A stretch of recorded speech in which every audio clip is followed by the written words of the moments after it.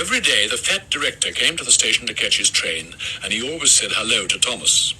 There were lots of trucks in the yard, different ones came in every day, and Thomas had to push and pull them into their right places. He worked hard. He knew now that he wasn't so clever as he'd thought. Besides, the fat director had been kind to him, and he wanted to learn all about trucks so as to be a really useful engine. But on a siding by themselves were some trucks that Thomas was told he mustn't touch. There was a small coach, some flat trucks, and two queer things his driver called cranes. That's the breakdown train, he said. When there's an accident, the workmen get into the coach, and the engine takes them quickly to help the hurt people and to clear and mend the line. The cranes are for lifting heavy things like engines and coaches and trucks. One day, Thomas was in the yard when he heard an engine whistling, "Help, help!" and a goods train came rushing through much too fast. The engine, a new one called James, was frightened. His brake blocks were on fire, and smoke and sparks streamed out on each side. "They're pushing me," he panted. On, laughed the trucks, and still whispering, "Help, help," poor James disappeared under a bridge. "I'd like to teach those trucks a lesson," said Thomas the tank engine. Presently a bell rang in the signal box, and a man came running. "James is off the line! The breakdown train, quickly!" he shouted. So Thomas was coupled on, the workmen jumped into their coach, and off they went. Thomas worked his hardest. "Hurry, hurry, hurry," he puffed. And this time he wasn't pretending to be like Gordon, he really meant it. Bother those trucks and their tricks, he thought. I hope poor James isn't hurt. They found James on the trucks at a bend in the line.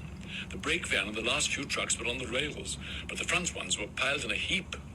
James was in a field with a cow looking at him, and his driver and fireman were feeling him all over to see if he was hurt. "Never mind, James," they said. "It wasn't your fault. It was those wooden brakes they gave you. We always said they were no good." Thomas pushed the breakdown train alongside. Then he pulled the unhurt trucks out of the way. Oh dear, they groaned. Serves you right, puffed Thomas crossly.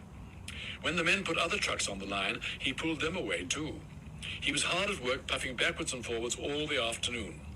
This'll teach you a lesson, he told the trucks. And they answered, yes, it will, in a sad, groany, creaky sort of voice. They left the broken trucks and mended the line. Then with two cranes, they put James back on the rails. He tried to move, but he couldn't. So Thomas helped him back to the shed. The fat director was waiting anxiously for them. "Well, Thomas," he said kindly, "I've heard all about it, and I'm very pleased with you. You're a really useful engine.